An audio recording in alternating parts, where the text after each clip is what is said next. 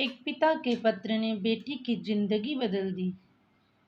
उसे एक डायरी मिली। उसने जब उसके पन्ने पलटे तो वे उसके पिता की लिखावट से भरे पड़े थे। इसी डायरी में उसे एक पिता का पत्र मिला जो उसके पिता ने अपने निधन से महज एक दिन पहले ही लिखा था।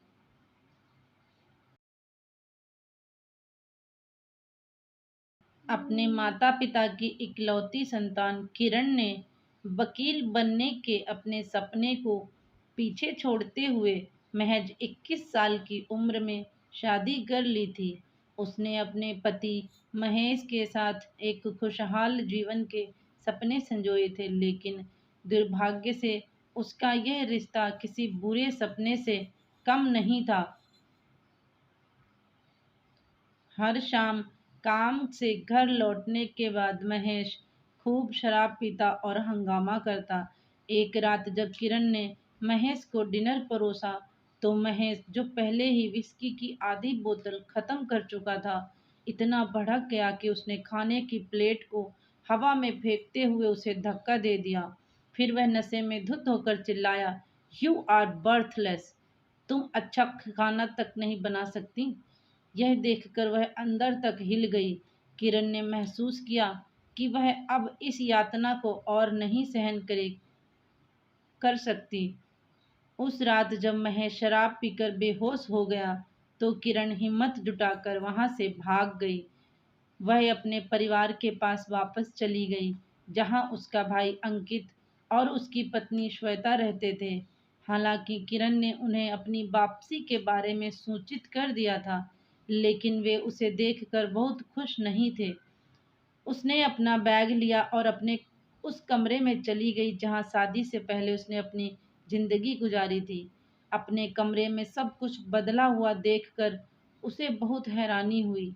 यहाँ उसे सब कुछ अपरिचित लग रहा था। उसके खिलौनों और किताबों वाली अलमारी को हटा दिया गया था, यहाँ तक कि उसका बिस्तर भी अब वहां नहीं था। यह सब देखकर किरण रोने लगी और भागते हुए अपने पिता के कमरे में चली गई, जिनका कुछ साल पहले निधन हो गया था। वह अलमारी के नीचे की शेल्फ में अपनी सभी सामानों को देखकर उसने उस अलमारी को खोला। वहां उसे एक डायरी मिली। उसने जब उसके पन्ने पलटे तो वे उसकी पिता के लिखावट से भरे पड़े थे। इसी डायरी में उसे एक पिता का पत्र मिला जो उसके पिता ने अपने निधन से महज एक दिन पहले लिखा था। फिर उसने पिता का पत्र पढ़ा। प्रिय किरण, मुझे उम्मीद है कि तुम ठीक हो। पिछली बार जब मैंने तुम्हें देखा था तो मुझे लगा था कि तुम खुश नहीं हो। हालांकि तुमने अपनी झूठी मुस्कान के साथ अपने दुख को छिपाने की कोशिश की थी, लेकिन मुझे तुम्हारा दर्द दिखाई दे रहा था। मैंने तुम्हें कुछ नहीं कहा, लेकिन इस बात से खुद को तसल्ली दी कि मेरी छोटी सी बच्ची अब बड़ी हो गई है और बहुत ही मजबूत है। किरण, मैं तुम्हें बताना चाहता हूँ, मुझे तुम पर बहुत गर्व है, लेकिन हमेशा याद रखना कि दूसरों को खुश करने के लिए तुम्हें अपनी खुशी का त्याग करने की जरूरत नहीं है।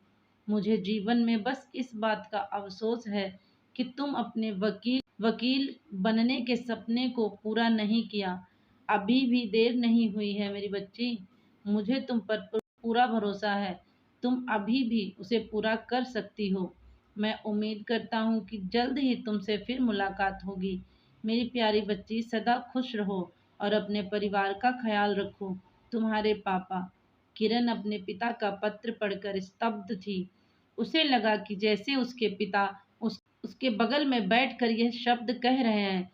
उसके आंसू दृढ़ संकल्प में बदल गए और उसने दीवार पर अपने पापा की तस्वीर को देखा और कहा, "धन्यवाद पापा, मैं आपको कभी निराश नहीं करूंगी।"